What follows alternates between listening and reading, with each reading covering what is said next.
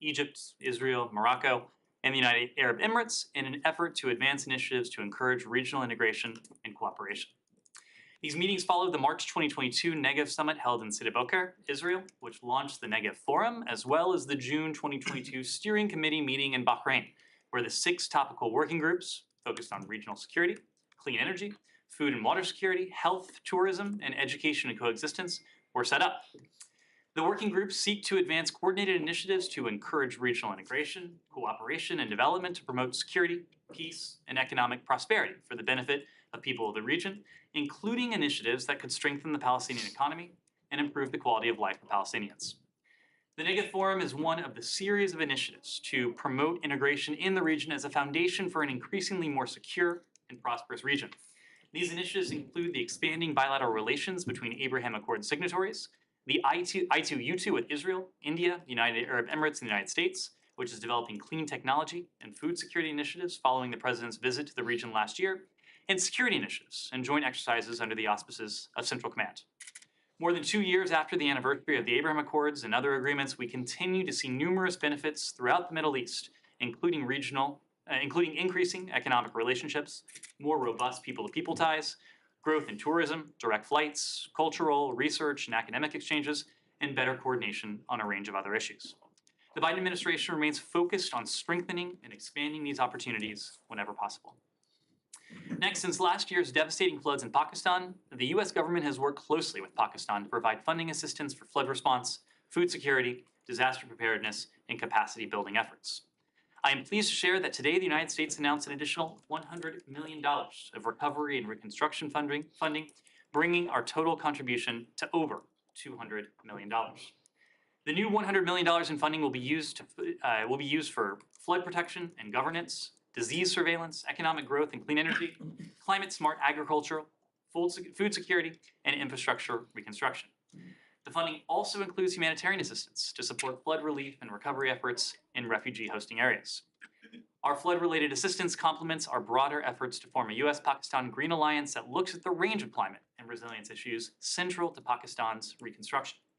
Pakistan's recovery and reconstruction will be a continuing process in the months and years ahead, and we will continue to support Pakistan in its efforts to build a more climate-resilient future for its people.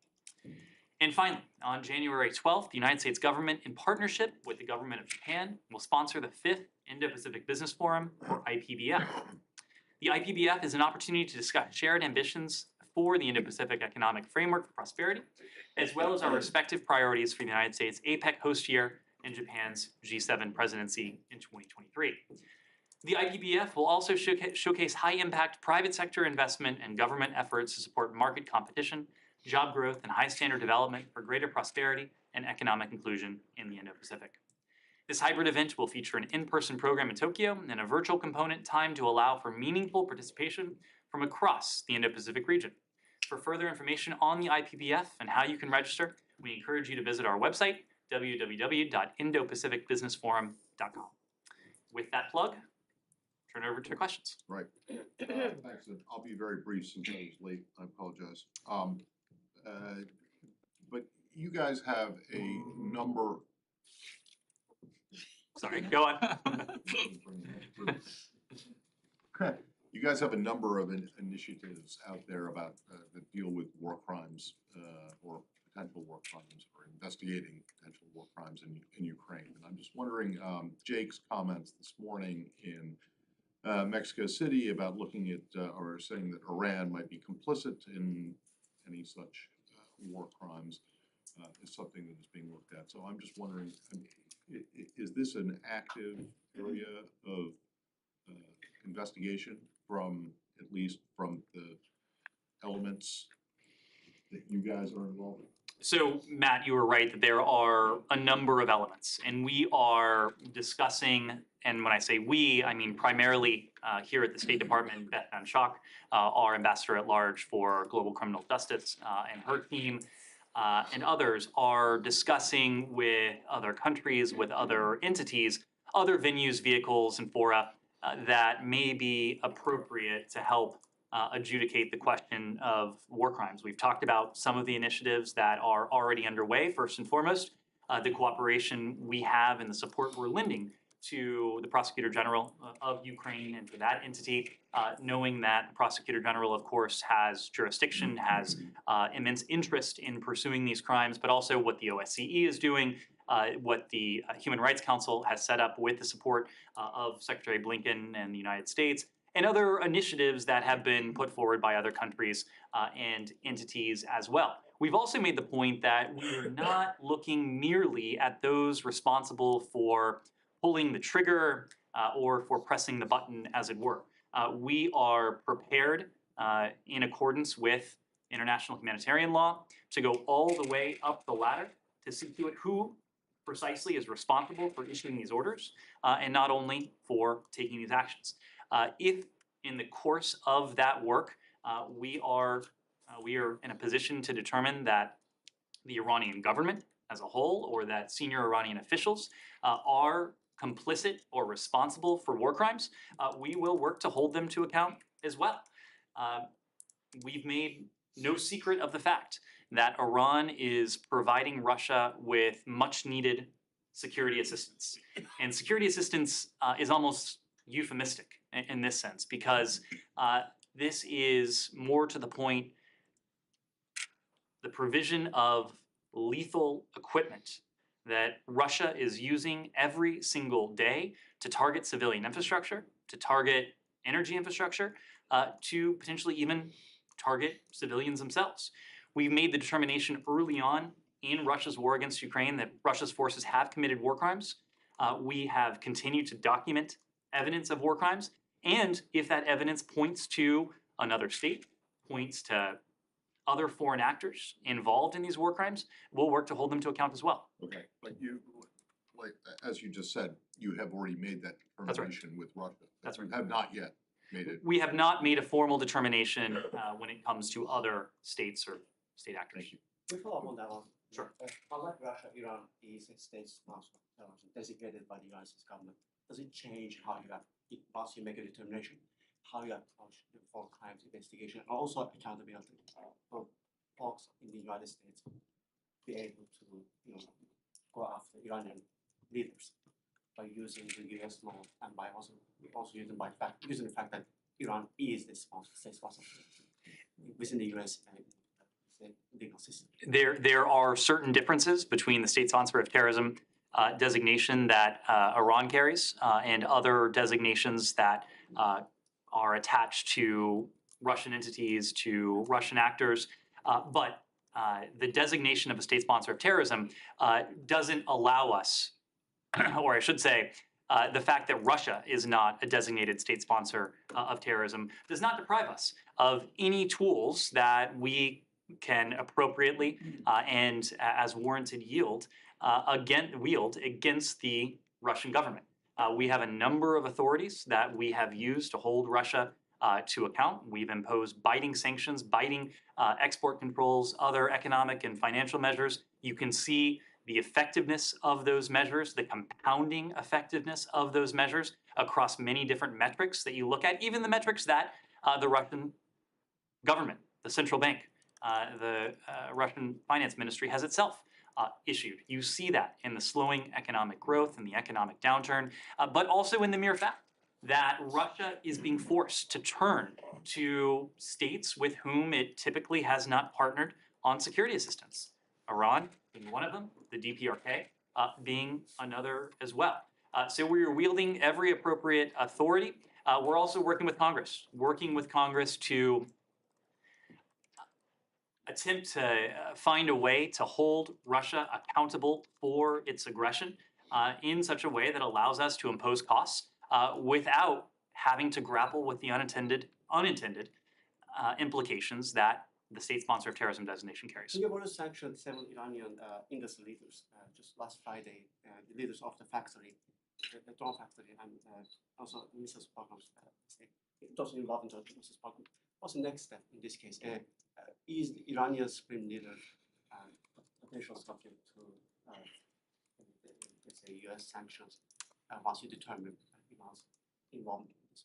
Well, these sanctions are pursuant to various executive orders. These executive orders spell out precisely the criteria that we look at when we determine if a foreign actor is a potential target for any given executive order. So we're not taking anything off the table. We are going to do and take actions that intend to disrupt this pipeline of lethal supplies, lethal materials that have gone from Iran to Russia. But we've also talked about this as a two-way street.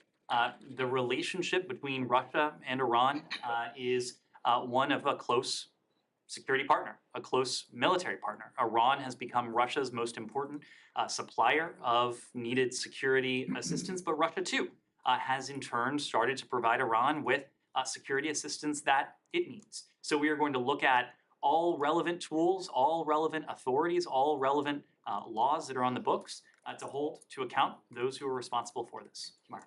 Can we go to Brazil and let me Can I ask follow you? Russia one more? One more on Russia. Yes, at the recent summit between Russian President Putin and Chinese President Xi Jinping highlighted their military cooperation. How do you think China and Russia military cooperation will affect Ukraine and the Korean Peninsula? Well, I can speak to Ukraine, of course, and we have made also no secret of the fact that we are watching very closely. We are watching very closely the decisions that the PRC makes when it comes to any Russian requests for security assistance. We know that Russia has been forced, as I've already said, to turn to other partners, Iran, the DPRK, for security assistance precisely because we are starving the Russian state of the inputs that it needs to prosecute its war against Ukraine most effectively. And again, that is putting it euphemistically.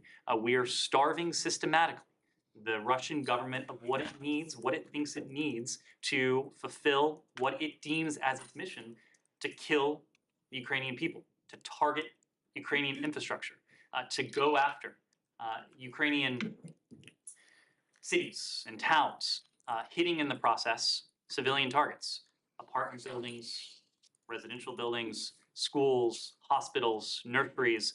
Nothing, it seems, has been off limits to the Russian state in its pursuit of this brutal war. So we're watching very closely.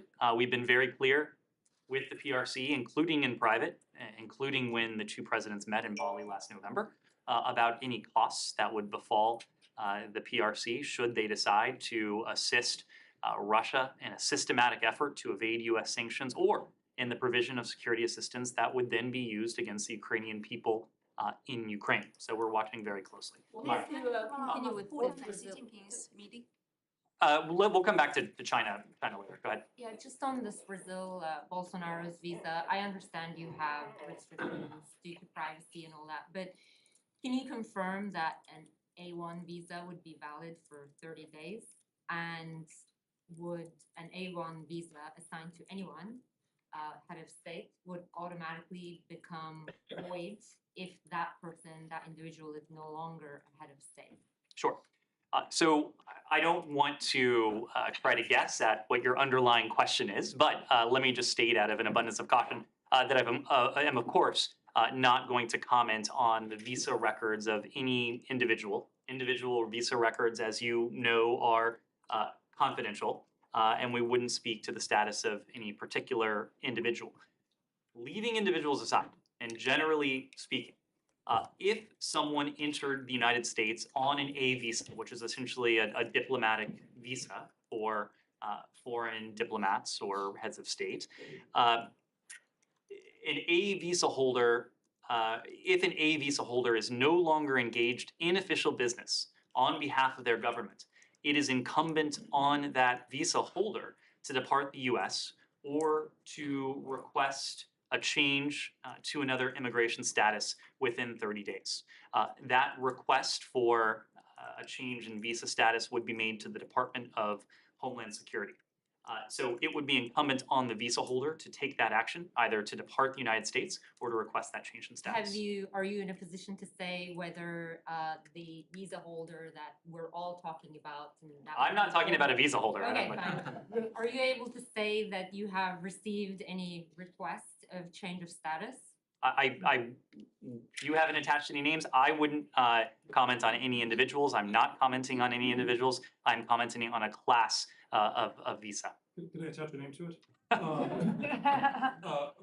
The current president, Lula, said yesterday after what happened in Brasilia that he believes that former President Bolsonaro bears at least some responsibility based on his past comments. Is that the same assessment of the United States? And if so, is former President Bolsonaro somebody who would be welcome in the United States? President Lula has called for an investigation. There, as I understand it, is an ongoing investigation in Brazil. You heard from the president yesterday, you heard from the secretary yesterday, you heard from Jake Sullivan, the national security advisor yesterday, that we condemn this violence. Violence is never appropriate, it's never the answer. Brazil's democratic institutions have our full support, as we always are.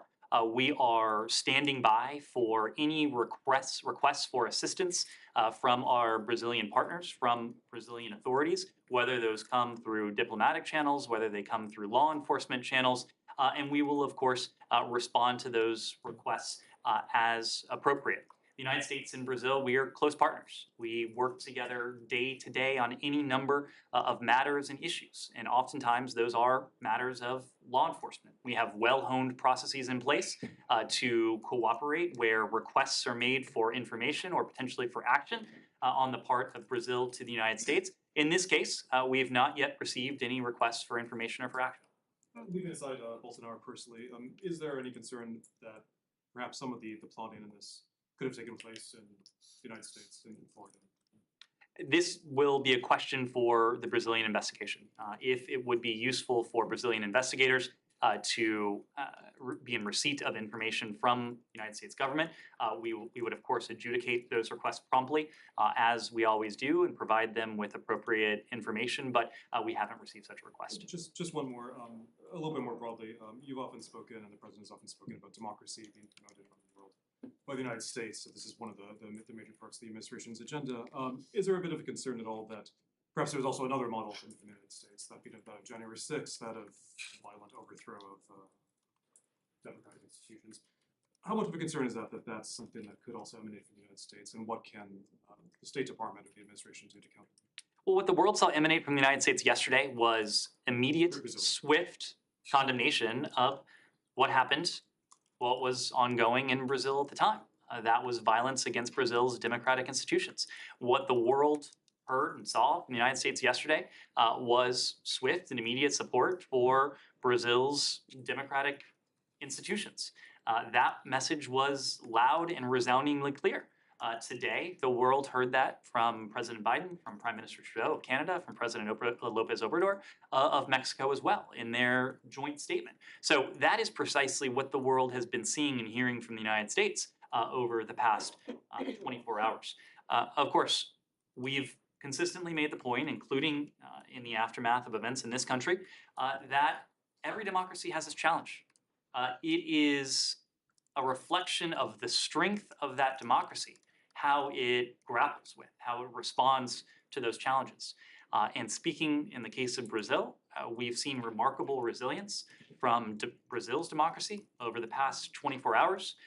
The violence was quelled within hours. The institutions were cleared of violent protesters within hours. A range of Brazilian voices from across the political spectrum have condemned it. President Lula addressed his people. We've heard Brazilian politicians from all parties and all stripes condemn this violence, as they well should. Anything else on Brazil? Yes, go ahead. At least 4 American legislators, they asked the federal government, U.S. federal government, to do not allow the presence of the Brazilian former president Bolsonaro here in the country. From your perspective, can this fact generate a diplomatic incident in between the two countries? No, because we have excellent cooperation with our Brazilian partners. As I said before, we on a daily basis work with our Brazilian partners through diplomatic channels through law enforcement channels as well. And if there is a law enforcement matter that needs to be adjudicated between the United States and Brazil, we have well-honed, well-practiced processes for doing so, and we're prepared to do that. But as I mentioned before, we haven't received any specific requests just yet. Regarding the new ambassador that she is swearing in a couple of minutes, from your perspective, what is going to be her main mission once she arrives in Brasilia, taking into account everything that happened yesterday? Well, the main objective for any ambassador, any U.S. embassy anywhere around the world is really twofold. Number one, it is to provide steady leadership to our team, and we obviously have a very large mission in Brazil, encompassing a number of facilities. But also, this gets to the second charge, which is executing the president and the secretary's vision for that bilateral relationship. We also have a broad bilateral relationship with Brazil. It's a pivotal time in terms of U.S. Brazilian relations with the new government, with this government, eager to work with President Lula and his team. I think you have seen that in the early engagement we had with President Lula, with senior U.S. officials traveling to Brazil to meet with then President-elect Lula, with the conversations that have taken place between President Biden and others, and Secretary Blinken, and their Brazilian counterparts. There is a broad range of work that we want to accomplish, that we need to accomplish with our Brazilian partners. And when Ambassador Bagley arrives in Brazil, which I expect to be in the coming weeks, she'll be well positioned to help execute that vision. Thank you. Anything else on Brazil? Just one more just on the general question. So when you say that it's incumbent upon this visa holder to either leave the country or apply for a change in their immigration status, is that person precluded from getting another A visa because they're no longer head of state or no longer have that diplomatic status? What kind of Generally speaking, an A visa is reserved for someone who's engaged in official business in the United States on behalf of their government. Right. If that is no longer the case, it's incumbent on that particular individual to solicit a change in their status to a different kind of visa, whether that person may be eligible for a tourist visa, a business visa, or what have you. By the way, it's. But they can't, based on, having previously had an A visa, they can't get another one as long as they're not the head of state. Within 30 days of their official business ending. Yeah, I get that. Yes. I mean, what kind of visa could one, a former, all right, I am the president of Narnia. And I come, Louisiana, eating at Popeyes, and then I am unelected. I am no longer I have an A visa. I came in on an A visa. What kind of visa can I get to extend my stay? So Matt, it's really going to depend on the individual, as you know, because the visa process is unique to each individual. It depends on that individual's status, activities, what that individual is doing in the United States, what that individual may be doing in the United States. But I think you know the categories of visas as well as others. There are tourist visas, there are business visas, there are student visas. So I couldn't speak to a particular case, and I wouldn't speak to a particular case. But so the whole range, other than an A visa, I could try to get anything else. You could try to get any visa that is eligible for a foreign. What happens if the individual doesn't do either of those, doesn't leave the country and doesn't apply within that 30 days? So if an individual has no basis on which to be in the United States, an individual is subject to removal by the Department of Homeland Security. Yes. Thank you. So I'm gonna go where you started at the very top about the legal getting help.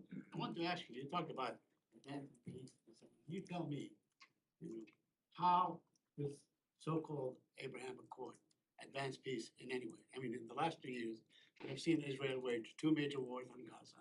We see a war ongoing day in and day out in the West Bank. Last year was the bloodiest dear for the Palestinians since then, the second Intifada. And certainly the economic conditions for the Palestinians has worsened by a great deal. So other than just these guys getting together and maybe having good meals and drinks and so on, what have they done to really advance peace? So a couple things. First, the Negev process really kicked off in earnest last year, and just last year. It was in March of last year when Secretary Blinken was in the Negev desert in Sde Boker with his counterparts. So this is a process that is relatively new. It is part of the reason why we're especially eager to have the opportunity to have these working groups constituted today and tomorrow in Abu Dhabi on the part of several dozen U.S. government officials and their counterparts from these other countries. But we've also been clear. This process is not a substitute for Israeli-Palestinian peace. We support the normalization of relations between Israel and its Arab and Muslim majority neighbors and countries around the world, but it's not a substitute. We believe, and we've heard from participants in the Negev process as well, that normalization can and should be leveraged to advance progress on the Israeli-Palestinian track. Secretary Blinken made this clear in March of last year when he was in the Negev. He said that we have to be clear that these regional peace agreements are not a substitute for progress between Palestinians and Israelis. He also noted in those same remarks how countries involved in the Abraham Accords and other normalization agreements, as well as those that have longstanding diplomatic relations with Israel, can support the Palestinian people, how they can support the Palestinian Authority in concrete ways and have a positive impact on the daily lives of Palestinians in the West Bank and Gaza. And I don't have to tell you, Saeed, that there are several of these countries involved in the Negev process that are doing quite a lot for the Palestinian people. There are other countries that have normalized relations or have diplomatic relations with Israel who are doing quite a lot for the Palestinian people. The United States is doing quite a lot for the Palestinian people on a basis of people-to-people ties. But this is an ongoing conversation. And it's a conversation that we believe can and really must support our goal of Palestinians and Israelis enjoying equal measures of freedom, of democracy, and of dignity. Well, I mean, those are fine words, but in fact, isn't this process aiding and abetting Israel into deluding itself that it's war with everybody else except for the Palestinians? Well, in fact, the war is with the Palestinians. It's not with the UK. It's not with Morocco. I mean, I can understand the transactional value of these accords and these agreements and so on. But in fact, for the accomplished peace, it's not there. And we've seen, like Oman was a country that was perceived as being probably the next place to normalize Israel, criminalizing any contact with Israel and that. So even on that track, they're okay. So, I mean, one can go on and discussing everything, but in fact, you have not. There has been not one step taken by any of these publics to really pressure Israel into easing its treatment of, making life palatable or giving anything that resembles equal measure. So every time the United States of America engages with our Israeli partners in a substantive way, we discuss issues as they pertain to Israeli-Palestinian relations. We discuss the need to improve day-to-day lives of Palestinian Palestinian civilians. We discuss ways we can make tangible advancements, tangible progress towards a negotiated two-state solution. I don't speak for other governments, but having been at the Negev last March, I can tell you that the Israeli-Palestinian conflict was a topic of discussion between other governments, the other participating governments in Israel. And I would suspect that in the talks that took place today and the talks that take place tomorrow in Abu Dhabi, there will be quite a bit of talk, including on the part of the United States, but also on the part of these other Arab governments, of the need to see tangible progress, tangible improvements in the day-to-day conditions for the Palestinian people. This is an opportunity to have those discussions, which itself is important. That lastly, Israel slapped sanctions on the PA because it's turning to the ICJ. I wonder if you have any comment on that. We have been consistent in our own strong opposition to the request for an ICJ advisory opinion concerning Israel. We've talked about that before, including last week. We believe this action was counterproductive and will only take the parties further away from the objective of a negotiated two-state solution. We are seeking both sides to take steps to move them closer to a negotiated two-state solution. We've also been clear that Israelis and Palestinians alike equally deserve to live in safety and security. They deserve equal measures of freedom, of dignity, justice, and prosperity as well. And we'll continue to encourage all parties to refrain from unilateral actions that threaten the viability of a two-state solution and the path towards direct negotiations. So would you urge the Israelis to release the money that they held? I'm sorry? To release the money that they held? We Some $40 million. We have continued to make the point that unilateral actions that threaten the viability of a two-state solution, unilateral actions that only exacerbate tensions, those are not in the interests of a negotiated two-state Well, you solution. said the Palestinian move was counterproductive, but what about the Israeli move? Not just on the money, but also on the cancellation or the revocation of the travel. Well, this is part of the reason why we've opposed the Palestinian move when it comes to the ICJ, knowing that it could potentially only serve to increase tensions. That is exactly what has happened. What you're saying is that the Palestinians brought this on themselves. Matt, I'm not saying that. Well, I'm just curious as to why you say the Palestinian move is counterproductive, but you won't say the Israeli move. This was a unilateral action that certainly doesn't seem to move us closer to a negotiated two-state solution. In Okay, fact, so- it seems to set us back. Okay, so the ICJ referral was a unilateral move, but the Israeli response to it is not a unilateral move. It is purely a response, and therefore it's I did not okay? say that. I think it's fair to I'm call it. trying to I think it is fair to Yeah. call it a unilateral response. So you don't like it?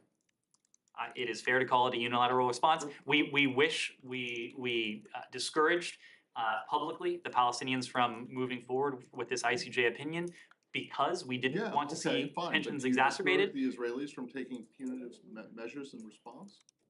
We have Or private is it private Palestinians' discussions. own fault We that- have private discussions with our Israeli partners as well. It is clear that these steps have served to exacerbate tensions. This is not in the interest of a Yeah, but- long-term but- negotiated wait, solution. Which steps though? Just the We're Palestinian talking side about or both. both? We are talking about both. Yes, Sure. yeah. I want to ask you about Netanyahu's statements, but before that, I want to follow up on the Negev forum. The fact that the Secretary of State is not attending since the forum is not held on the ministerial level, is this a downgrade of this forum? Not at all. This was never intended to be held at the ministerial level. When the participants got together several months ago, they agreed that individuals at the sub-ministerial level would convene in Abu Dhabi. We don't have dates to announce yet, but I can assure you that Secretary Blinken will remain personally involved in the Negev process and the Negev forum process, and I would expect that before too long there will be a ministerial where Secretary Blinken himself will represent the United States. Okay.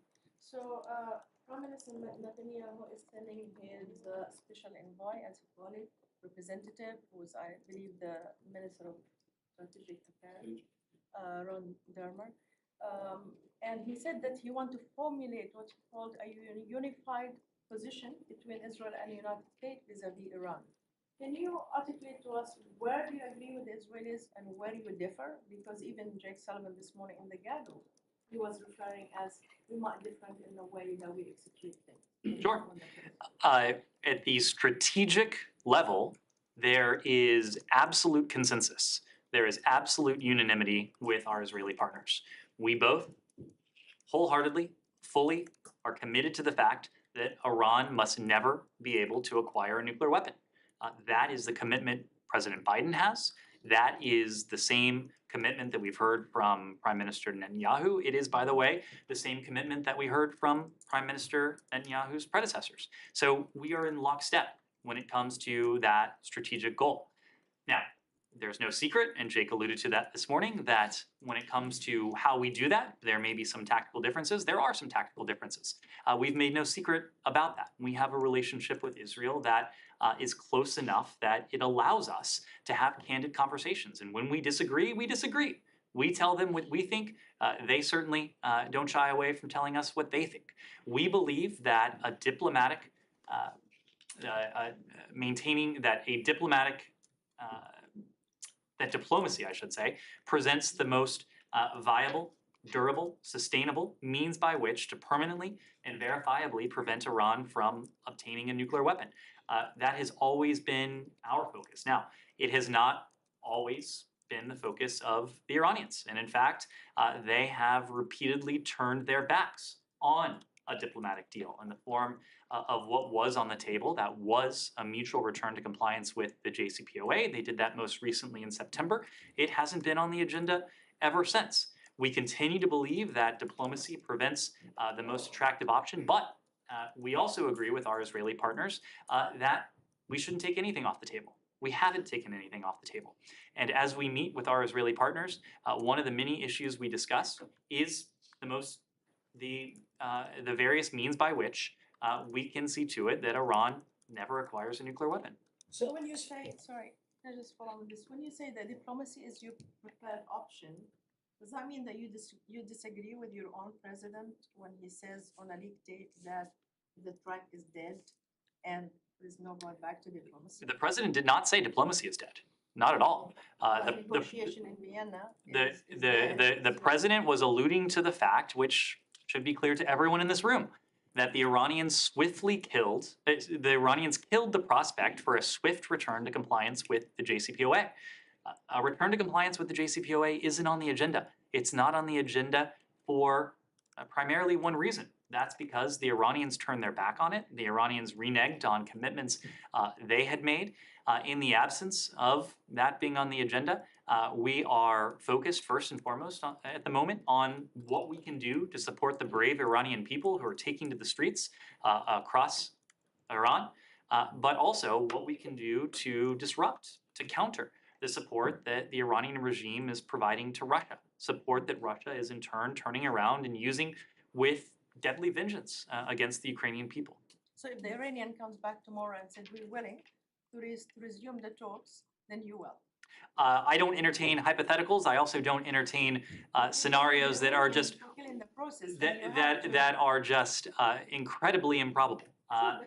Even if the Iranians did come back tomorrow, we have a track record here, unfortunately, a track record that suggests to us that the Iranian word isn't worth the, choose your metaphor.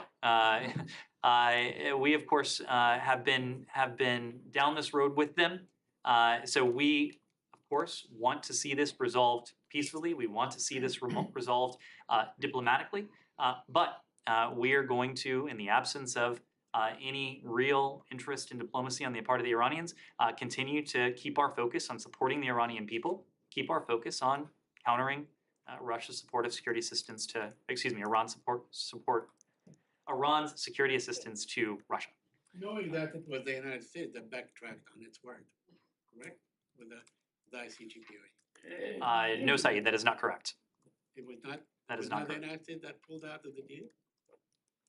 I am referring to last September. You may be going further back. Look, we can relitigate this. We have also made no secret of the fact that this administration considers the decision on the part of the last administration to withdraw from the JCPOA one of the greatest strategic blunders of American foreign policy in recent years. Well, just one more on the visa issue. Will, go ahead. Just one more on the visa issue. Would it be out of the ordinary for a head of state, head of government to arrive in this country on something other than an A visa? I would be hard pressed to think of a scenario in which a sitting head of state or a diplomat would travel to the United States on something other than an A visa if that person were here in furtherance of official business. As diplomats, I'll use me. I assume I have a Privacy Act waiver for myself. If I were to take a vacation in a foreign country, I wouldn't travel on my diplomatic visa. I would use my tourist visa. You could imagine a foreign diplomat or a foreign head of state coming to the United States purely for tourism purposes and not traveling on an A visa, but I couldn't speak to any Is particular. that the case for Bolsonaro? Go ahead. Yes. On Iran, I will also follow up on Brazil. So you say that the Iranians have swiftly killed the prospects of a swift return to JCPOA, and also you said your preference is diplomacy. And also you are saying that it's incredibly improbable that the Iranians are going to return to the table. So the question is, how can you convince us how the president is going to achieve his commitment that Iranians will not acquire a nuclear weapon while this situation right now is like this? Well, history can be instructive. It can be instructive in a case like this when we have a long history of pursuing this road with our partners and allies vis-a-vis Iran. The reason we were able in 2012, 2013, ultimately 2013 and 2014 with the JPOA, subsequently with the JCPOA, to arrive at a diplomatic arrangement was because we worked with allies and partners around the world to put significant economic pressure on Iran. What ultimately brought Iran to the table was not a strategic change in mentality on the part of the regime. It was, I think, a realization that they were under tremendous economic duress, and rather than provide them with a strategic asset, their nuclear program at the time was a strategic liability. It's our goal to ensure that Iran continues to feel pressure until and unless it changes course.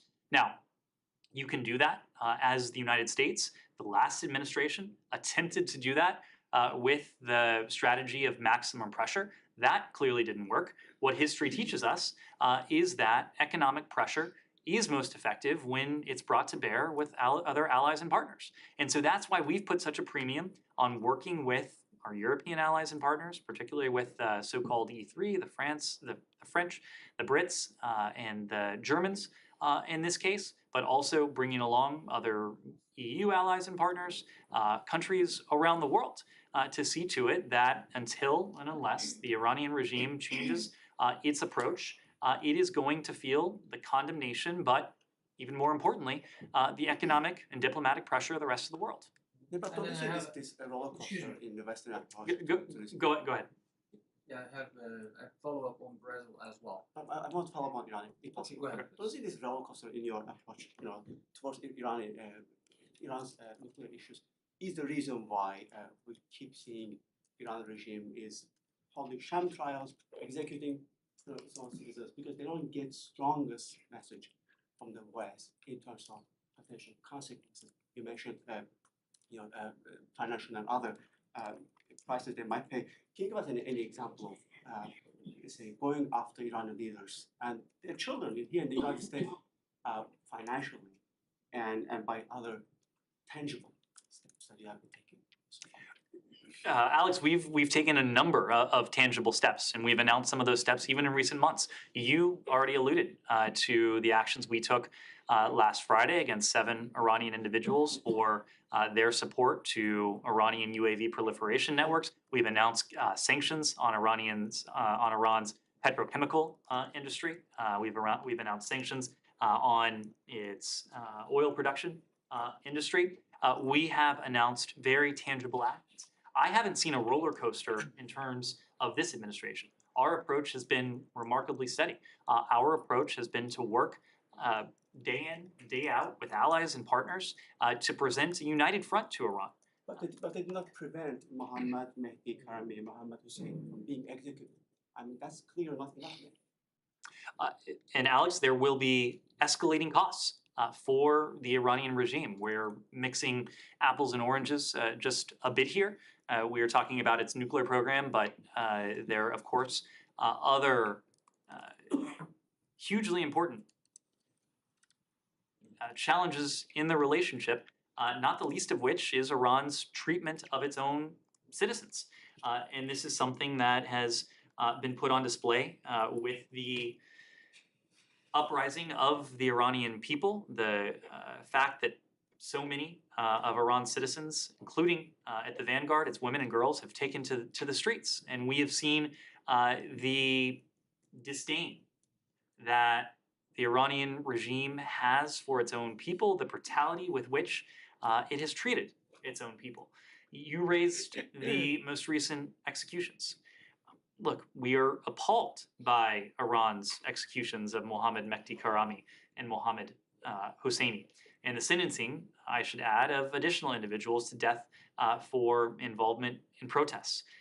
These two individuals were put to death following what can only be called sham trials, trials that were rushed, that lacked any fair trial guarantees.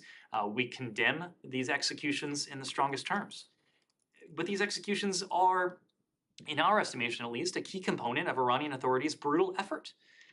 Their brutal effort to suppress peaceful protests that began in September following the death of Mahsa Amini in the custody of the so-called morality police.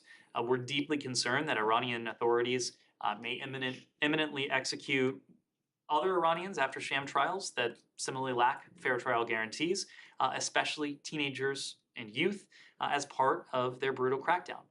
The young people of Iran, it is clear, are bearing the brunt of this repression, of this brutality. And we're aware of reports that several young people have had their sentences upheld and, as I mentioned, may be at imminent risk of execution.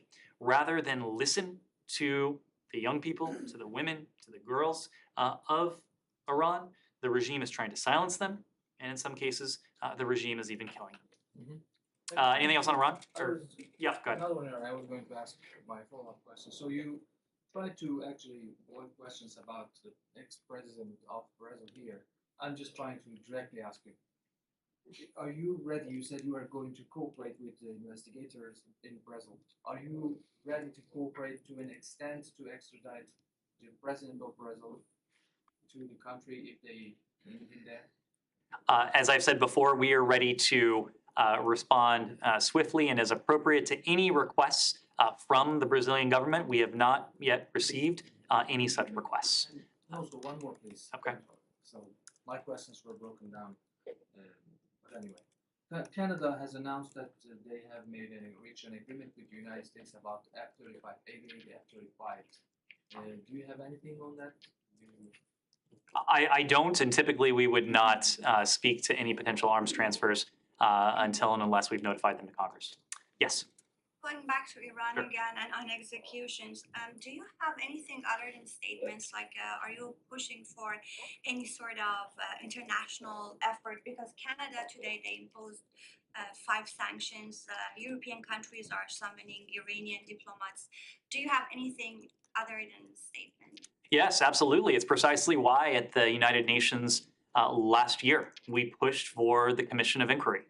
We pushed for the commission so that it is not only the United States watching closely, as we always are. It is not only other countries, our European allies among them, watching closely, as they always are, but to see to it that the world's preeminent body in many respects has a standing commission that is solely and exclusively trained on the brutality that the Iranian regime is perpetrating against its own citizens.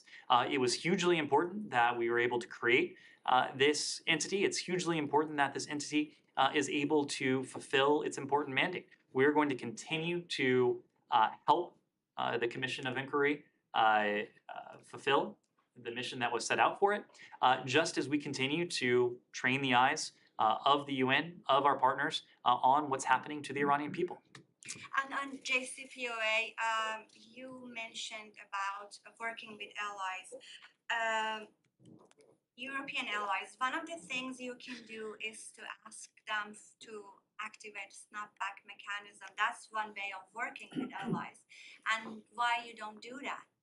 This is a decision for our European partners. This goes back to some of the questions we've talked about earlier, the historical antecedents that describe why we're not in the JCPOA, why we're not in a position ourselves to have a vote one way or another on snapback. This is a question for the Europeans. Yes. Going back to the virtual meeting between Russia President Putin and Chinese President Xi Jinping, is it still the U.S. position that China is not providing material assistance to Russia amid its war on Ukraine? The reason I ask is I want to know if you have anything on reports that Russia 124 military transport aircrafts frequent visit to China, including various cities like Zhengzhou, Shanghai, Guangzhou, etc. Is there any indication that material assistance has been provided to Russia via through these types of transport? I don't have a new assessment to offer. It is still very much the position of the U.S. government that we are, number one, watching very closely. Number two, if we see the provision of security assistance to Russia for use in Ukraine to do what Russia has been doing to the people of Ukraine, to the state of Ukraine, to the government of Ukraine, or if we see the PRC taking action to systematically assist Russia evade sanctions, of course, there will be costs. Yes.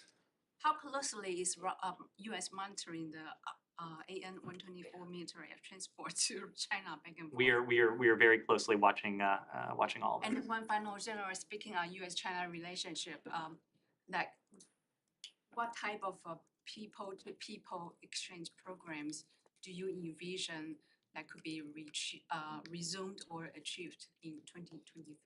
Well, I don't have any programs to speak to today, but when we talk about the bilateral relationship between the United States and the People's Republic of China, we typically refer to the government-to-government relationship. That's what we call the most consequential bilateral relationship on the planet. But it is a relationship that transcends governments.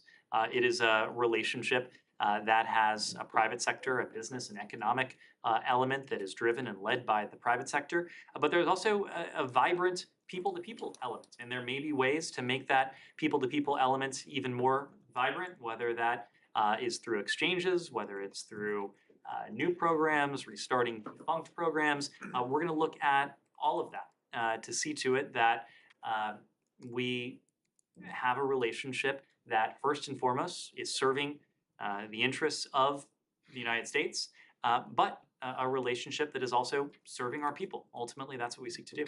Yep. Thank you, Ned. Undersecretary Fernandez visit to Seoul this week. Will the Undersecretary Fernandez discuss the IRA issue during his visit? Is there any optimistic solution to South Korea's electric vehicles subsidy? So I imagine this will be a topic of conversation when Jose Fernandez is in Korea this week. He'll then be traveling to Tokyo to take part in the Indo-Pacific Business Forum, as I mentioned at the top. Just as we've said with our European allies, this is a consequential piece of legislation. It's a complicated piece of legislation. It's a large piece of legislation. And so we are prepared to work with our allies and partners, in this case, of course, with the ROK, to talk about implementation of this legislation and ways we can work to take into account those concerns. What is the U.S. position about the Hyundai Motor Company's statement that it will reconsider investment in the United States if South Korea's electric vehicle subsidy is not resolved? I wouldn't weigh in on the statement of a private company. Obviously, our relationship with the ROK, it is extraordinarily multifaceted, and one of those facets is the private sector two-way investment. By two-way, I mean American companies investing in South Korea, South Korean companies investing in the United States. We want to make sure that two-way pipeline is as robust as we can accomplish, and that's part of the reason why Undersecretary Fernandez is in Korea this week. Yes. Yes, I have a question on Turkey. I heard you last week. You spoke again highly of Turkey as a very important ally of NATO and the United States. But Turkey accused both NATO and the United States of cooperation with terrorists. They mean the Kurds of Syria, I think. Are the Syrian Kurds of the YPG are your allies, or they are terrorists, as Turkey says? Well, there is no denying that Turkey faces a complex security environment. Turkey has endured more terrorist attacks than any other NATO ally. We want to work with Turkey to address its security concerns. We believe that we can work with Turkey to address those concerns while still prosecuting the shared challenge that we have in Syria. And that is to see to it that ISIS is not in a position to reconstitute.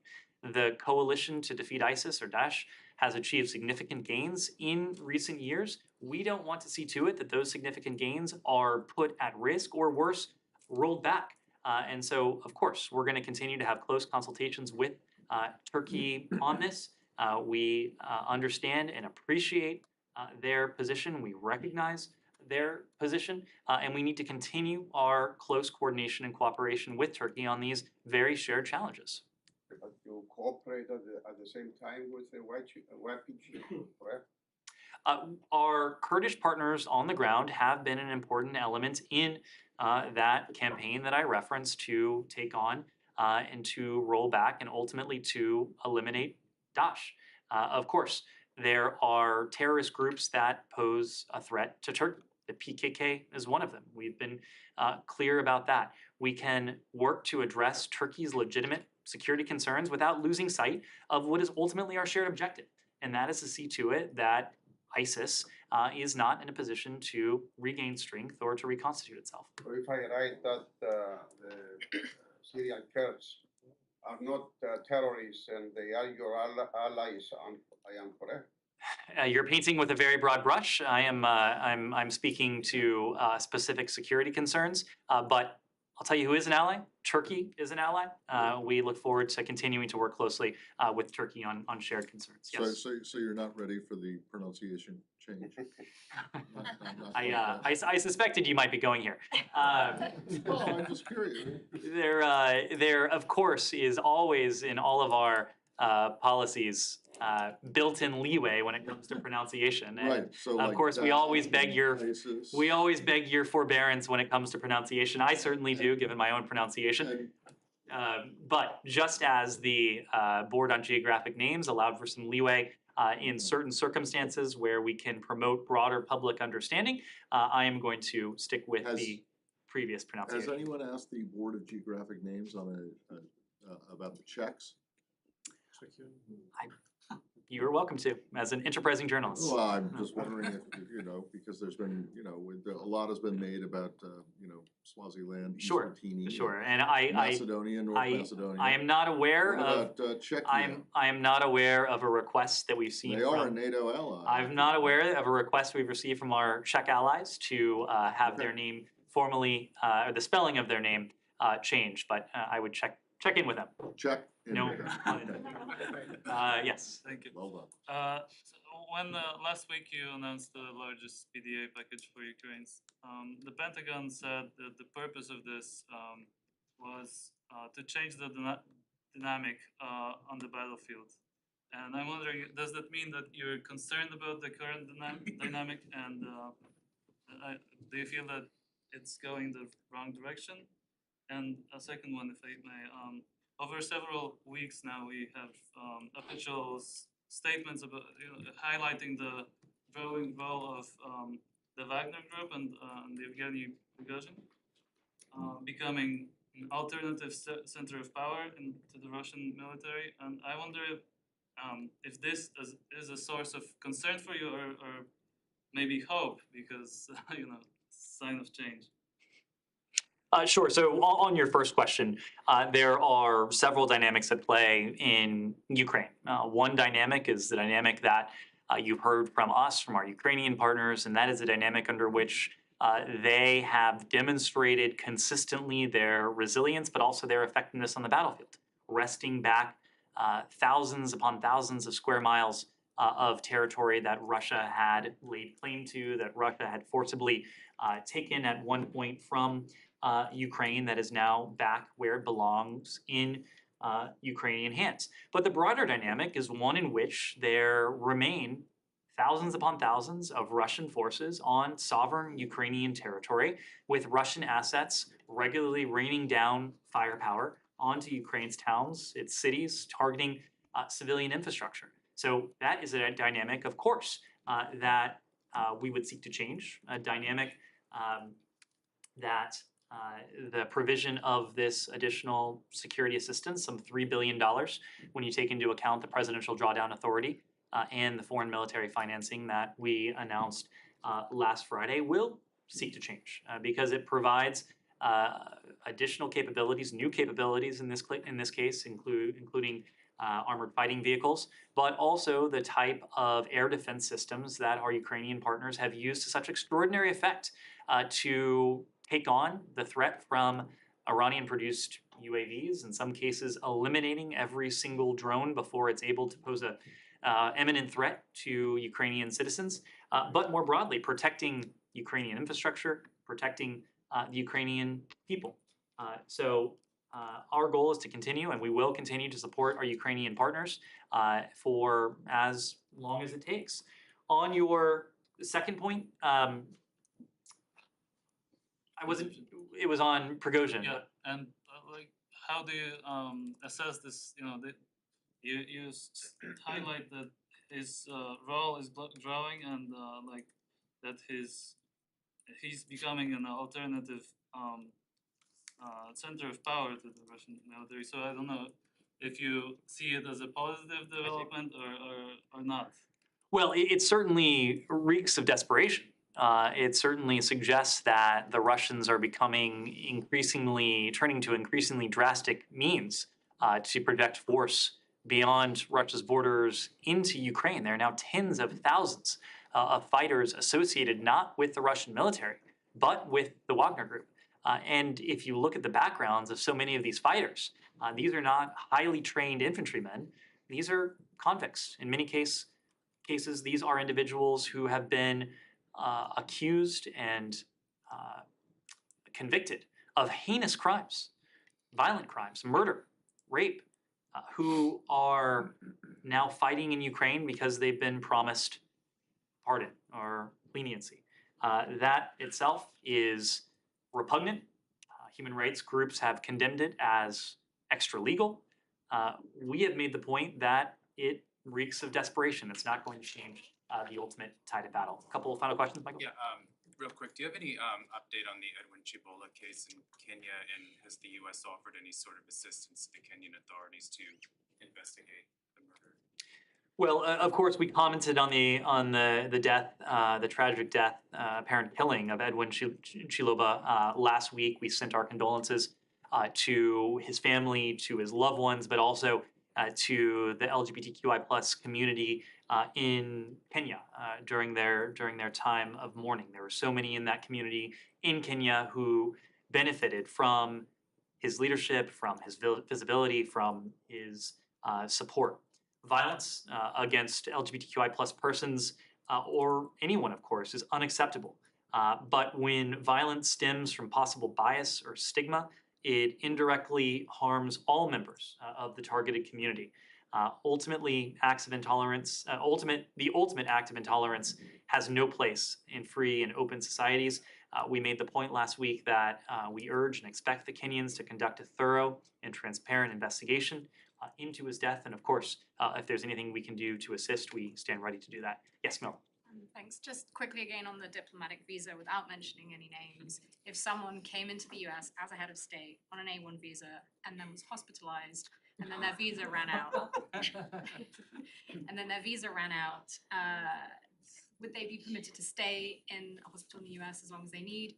And completely separately, do you have any comment on former President Bolsonaro being in hospital? On your second question, I'm aware of the reports that he has been hospitalized. Of course, he's a private citizen, so we wouldn't comment on that from here. And on your first question, I wouldn't want to even weigh in. And then Yes. just one last thing. With all the events this week with Japanese Prime Minister in town, the case of Lieutenant Rich Alconis, who's imprisoned in Japan, how front and center should we expect that to be? Has Secretary Blinken raised his case with his Japanese counterpart? Would you expect President Biden to raise this with Kishida? We, of course, have a close relationship with our Japanese allies. That close relationship will be on full display this week when Secretary Blinken meets with his counterpart when with Foreign Minister Hayashi, when later in the day he and Secretary Austin meet jointly with their counterparts in the context of the so-called 2+2, and then on Friday, of course, when President Biden meets with Prime Minister Kishida of Japan. It's a relationship that allows us to broach every issue. Of course, we are prepared to discuss this case. It's a tragic case for all involved. We're working to find a compassionate resolution to this case, but I wouldn't want to go further than that in Has public. the secretary raised this with his Japanese counterpart before today? Because you're saying we're prepared to. This case has been discussed with our Japanese allies. Yes. John, I was wondering if you have anything for me on the leading opposition figure, whose arrest and also he's in jail and on the site, along with several others, including Bakhtiar. Sure, we're deeply troubled by the arrest and detention of Bakhtiar Hajiev and Tofig Yakoblu. We urge the authorities to release them expeditiously. We remain strongly committed to advancing respect for human rights and fundamental freedoms. And again, we urge the government to expect its citizens' right, including the rights to express views peacefully. Yeah, Sean, final Just question. briefly, Sure. One of the things you mentioned at the top, Pakistan and the assistance. Pakistan at the donors conference today, the resilience conference in Geneva, so that this is time to relax IMF conditions, the restructuring package. Does the U.S. have any stance on that, and whether this aid is contingent on continued reforms of Pakistan? This is ultimately a decision for the IMF, so would defer to them on that. We, of course, want to see Pakistan continue down the path of reform. We want to be a partner. We will continue to be a partner to Pakistan when it comes to all of their priorities, whether it's security, whether it's economic in this case, or humanitarian in the case of the provision of the additional funding for the flood relief today. Thank you all very much. Thank